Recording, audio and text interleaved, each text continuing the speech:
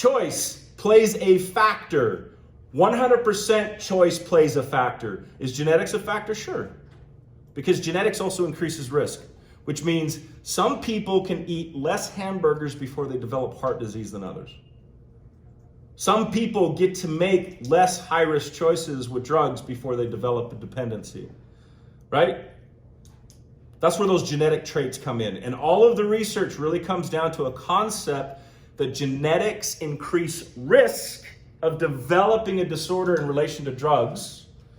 However, the governing factor is choice, because it is in fact assuming that a child is born healthy, air quotes, not addicted to drugs, right? Mom did everything that she should. She's taking her prenatal vitamins. She's not drinking alcohol. She's not doing anything, right? Child is born normal and healthy.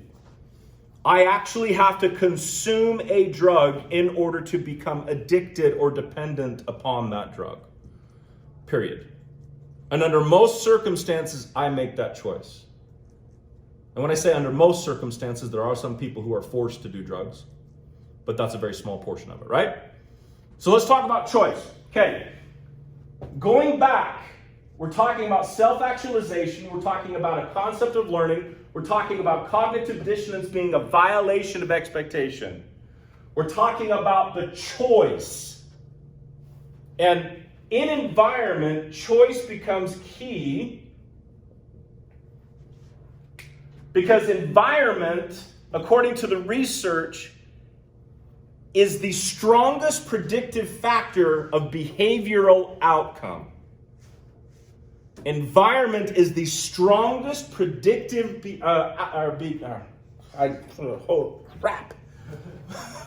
Environment is the strongest predictable concept for behavioral outcome. There are adaptive and maladaptive environments.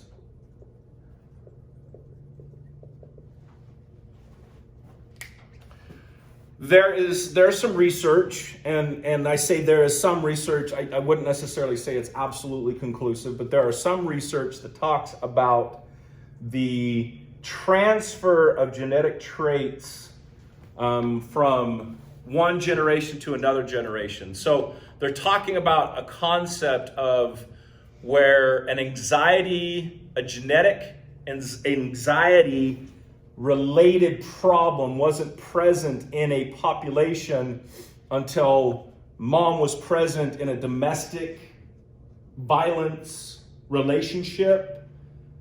And because of that domestic violence relationship, developed a propensity towards anxiety, and that triggered or turned on a gene which was then passed down to offspring. That is a hypothesis, and there's some evidence that supports that. Whether or not, and again, there's some scientists that are really putting a lot of eggs in the genetic basket. They're really trying very hard to prove that humans do much of everything we do based on literally a binary code of genetics being turned on and off, right? Because the theory then is, if I can manipulate these genetics, if addiction is purely genetic, I could theoretically manipulate and get rid of that gene to the point where you could party all day and party all night and never develop a dependency or addiction. That's in a loose general sense, that's kind of what they're looking at. This concept then of environment. Mom is feeling anxiety because she doesn't know whether or not her significant other is going to come home angry and beat her up. That trait is passed from mother to child. Is it genetic or is it environment? Could it be a measure of both? Yes. But all of the research I'm reading weighs heavy on environment. Remember, cognition or cognitioning is learning. We're associating this concept of self-actualization to learning. Thought experiment, guys. Ready? Thought experiment. Ooh. Imagine yourself 2 years old in a maladaptive domestic violence environment where dad beats up mom on a regular basis. There's screaming, there's blood, there's crying. What does a child learn from a consistent presence of that type of an environment? That's normal. That's normal. That's my baseline. That's normal. So what about anger? Is anger genetic? No, it's a choice. Some people are like, maybe. Where did I learn my problem with anger? Notice I use the term learn very intently. Well, my dad was pissed all the time. My dad screamed and yelled all the time. Okay. If there's my example, is there any wonder? Because I have not just a tendency, right? What I'm talking about is a human capability to learn from my environment. I'm calling that capability self-actualization. I'm calling that capability how to screw up another human 101. Or how to create an environment that is conducive for success 101. Anger is a choice. Period. Why would some people disagree with that? Okay, so I don't have any empirical evidence, but You're good. I have had 5 foster brothers and sisters, all from the same mother, and they all had different dads that were never a part of their lives. So one of them was half African American, one of them was half Tongan, one of them was half Micronesian. No, 2 of them were half Tongan. Anyway, and then 2 of them were half Hispanic. And they were raised, their mother was white, so they were raised in Utah. I mean, their mother was a meth addict, so definitely a maladaptive environment. But all of them took on different, I would say, cultural characteristics from their ethnic background, even though they were never raised in those environments. Support. Genetics plays a factor for sure. So I guess from that perspective, I would say that I would definitely say that there were genes that played a factor with all of them. Genetics plays a factor for sure. I was born anxious. When I mean I was born anxious, I did not know what it felt like not to be anxious until I was 36 years old and went on Zoloft. Looking back, when I'm talking 0 to 10 scale, 0 being an absence of anxiety and 10 being the most I've ever felt, a good day was 3 or 4. My whole entire life. But I stand before you, 80% of my life is lived anxiety-free. Sure, that has something to do with the medication I take. But I was on medication before. What the medication did is it took it from an 8 or a 9 back down to a 2 or a 3. So the concept then of emotion, genetics absolutely plays a factor. For sure, it plays a factor. But remember, the science, okay, back up. The research, and when I say the research, there is enough research right now that talks about the role of environment that I will empirically state that environment is a stronger factor than genetics. So what does that mean? That means that maybe I got a genetic array from my dad that gives me a shorter fuse. Sure. But at the end of the day, there is a concept of control over emotion. Unless, of course, I've never learned control over emotion based on the nature of my environment. So, Maslow said that there's this thing called safety that all of us need. So if we translate safety, there's a couple words, and I'll give you the word, and then I'll describe what I'm talking about. And if you have a better word, that's perfectly fine. It's the concept that we're looking for. So if you think about, again, that child, the viable tissue mass that is growing inside of a woman. Is that child a part of that woman? Physically connected to, yes? At some point, the child goes, the egg gets implanted on the uterus, right? Physically, genetically, right? We're talking that this child is a part of the woman. As it grows in this environment, and again, we're assuming that mama is doing what she should be doing to protect that child, what kind of an environment is present from conception to birth? It's a consistent environment. It's a warm environment, right? The body, the mother's body, under normal circumstances, does not reject the child. In fact, mom's body is the safest place for this child to grow, right? So if you think about this concept of birth, if you've ever witnessed birth, I've got 3 kids. I was present for all 3 of them. They kind of get born with this holy crap, what in the hell just happened look on their face. And then all of a sudden, poked, prodded, snipped, cut upon, right? I'm joking when I say this, but birth has got to be so traumatic that I swear that's probably the reason we don't remember, those early ages. You talk about traumatizing. You go from this warm, literally the baby is being hugged, right? The entire time it's being swaddled and hugged by mom in this consistent, safe environment. And then birth comes and I'm naked and I'm cold and you're shoving things into my eyes. Is there any wonder kids come out screaming? I don't know. This theory, this concept comes down to human need. What do we as humans need? And I'm talking about a very fundamental fact, a universal truth that is the same for you as it is for me. Every last single one of us were born so fundamentally frail, we required a second human to keep us alive.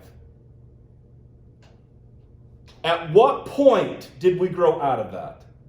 Need for another human. I argue we never do. We may not need somebody to coddle us, feed us, change our diapers, but the evidence of a child being born so fundamentally frail is strong evidence of a need for human connection. The evidence that I will add to that, how often does one human completely remove himself from society? I'm not saying it doesn't happen, right? It does happen from time to time. How often does a single human completely remove themselves from society? And look into nature. How many animal species, more specifically the male species, spends most of their lives inside isolation by themselves? And they only come during the fall mating season to gather a whole group, a harem of females so that they can procreate, right? In the animal kingdom, there is concepts of species that are far more solitary. But then again, in the animal world, there are birds that mate for life, right? We're talking about the human species. And we're talking about how many people in this class do not have a single connection with another person. So, as far as need goes, human connection is a fundamental need. So Maslow's talking about needs being filled in order to reach this all-presumable concept of self-actualization. A safe environment creates adaptive connection.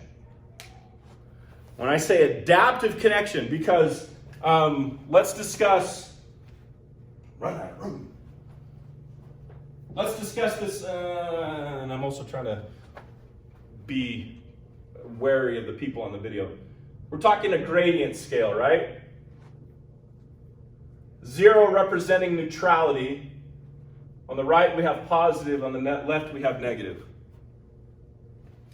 If we put adaptive traits here, maladaptive traits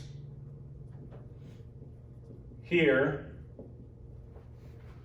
what we're talking about is the concept of connection, human connection, kind of being present in the center in a sense of neutrality. So I would suggest to you that marijuana isn't inherently good or bad. What I do with marijuana is what makes it good or bad. Anger isn't inherently good or bad. It's what I do with anger that makes it good or bad. Human connection isn't inherently good or bad. It's what I do with it that makes it good or bad, right? So adaptive connection. Some people call that love. Sure. Why not? Adaptive connection, what does that look like? Remember, adaptive equals growth.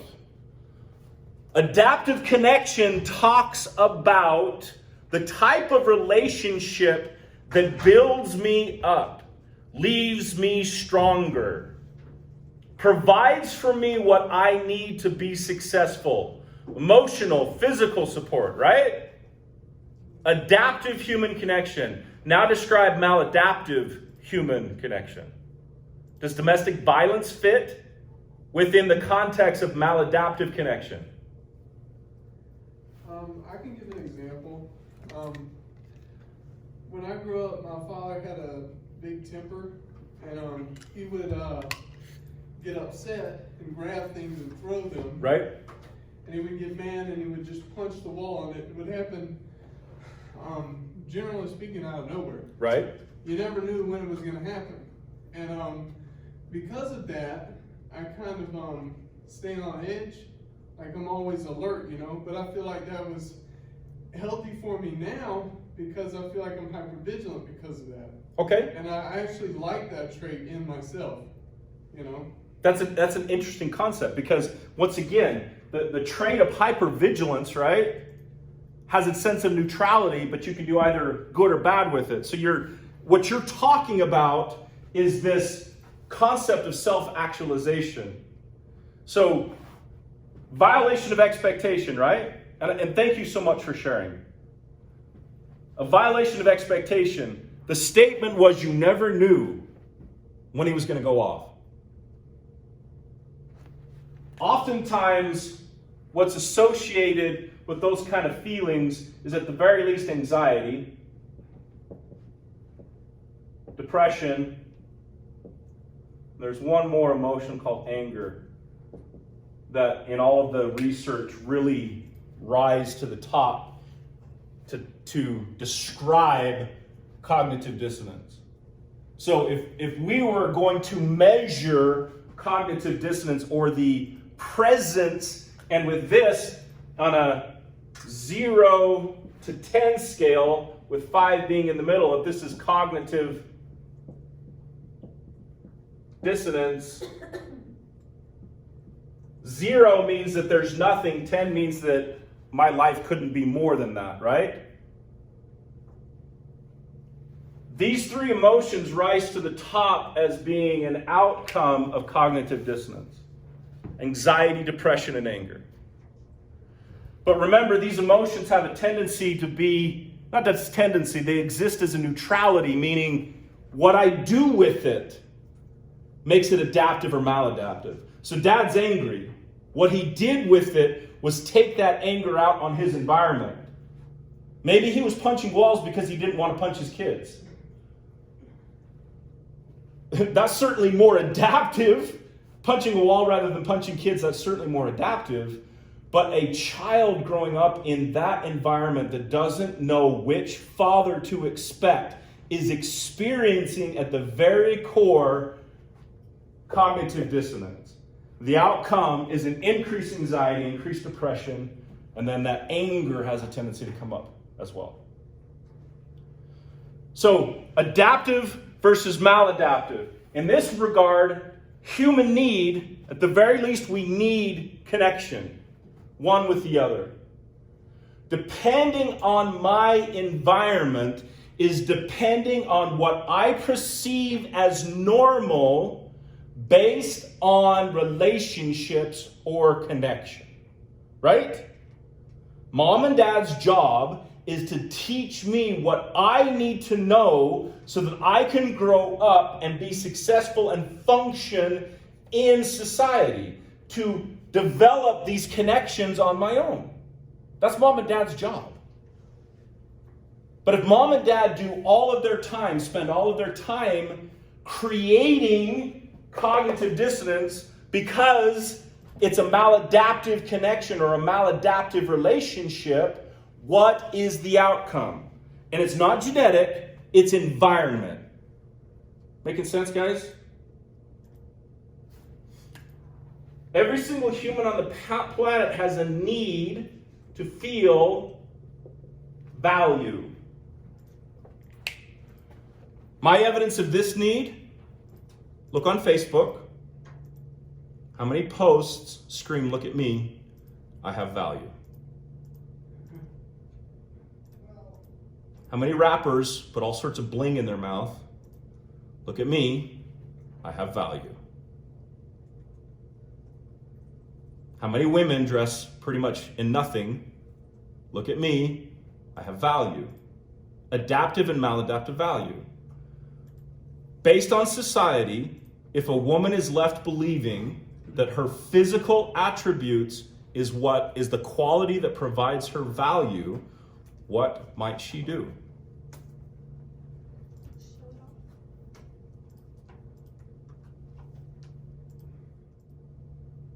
So now let's throw something else into the mix. Maladaptive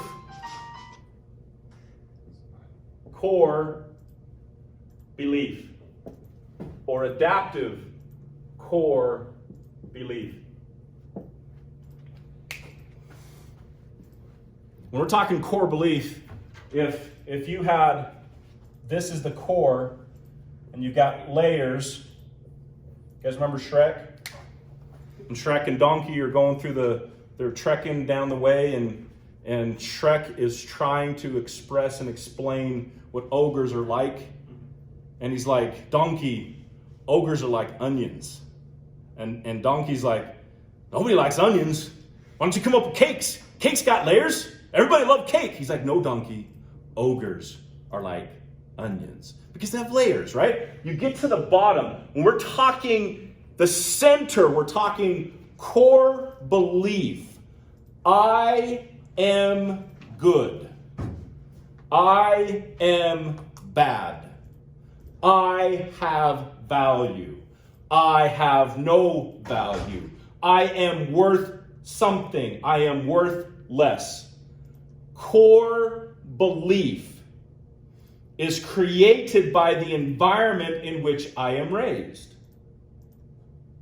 So if I am raised by a father who tells me every single day of my life how much I suck and how worthless I am, is it any wonder I grow up believing I suck and I am absolutely worthless?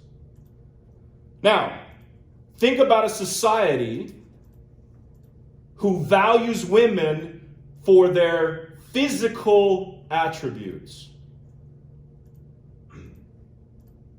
And start talking about the cognitive dissonance that is being created to all of the women who do not fit this perfect mold of what Hollywood and magazines and some person who's trying to sell something is trying to create for me. Remember the outcome: anxiety, depression, and anger.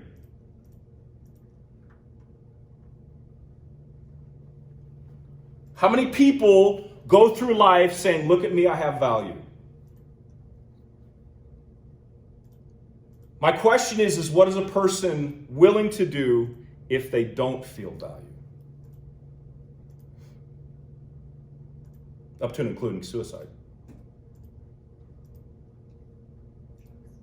Drugs. Relationship after relationship. I mean, you've got, what is that, Taylor Swift chick? All she does is sing about getting into relationships too quick and then the aftermath of horrible relationships. That's all she ever sings about. I'm going too fast. Man, that sucked.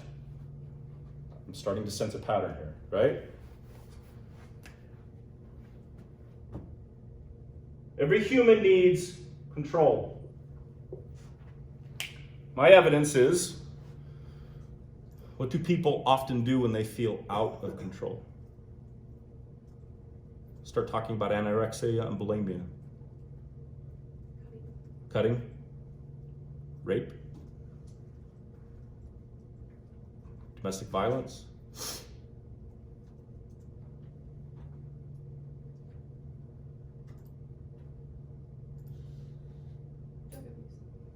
Drug abuse.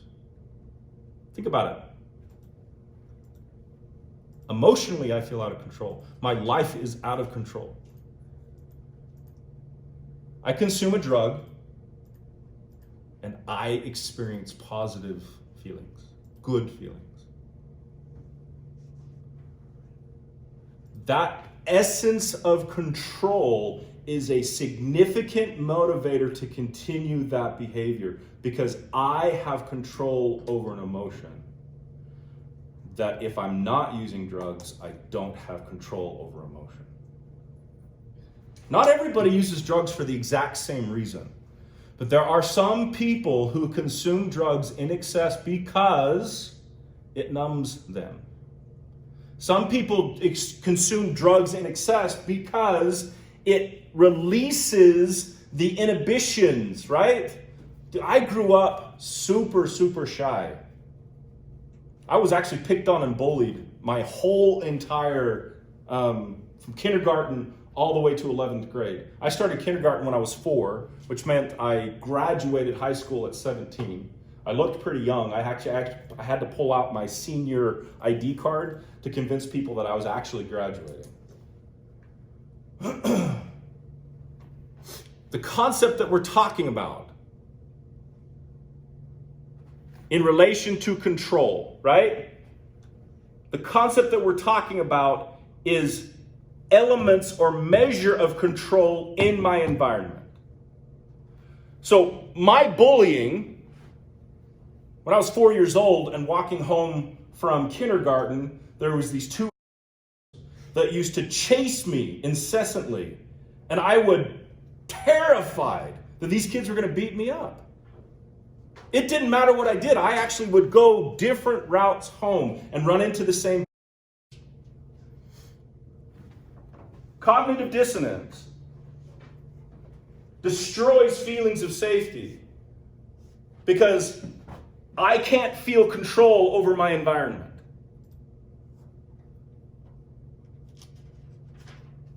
So, the concept of safety. My job as a parent is to provide for my children, my spouse, my friends, right? The people around me. My job as a human being is to add adaptive traits to these needs. What I promise you is that every maladaptive behavior you can think about is associated to one or all of these needs not being filled. Cognitive dissonance means I do not feel connected. I do not feel valued. I do not feel control of myself or my environment. What might I do if at the center of my core, I don't feel these things?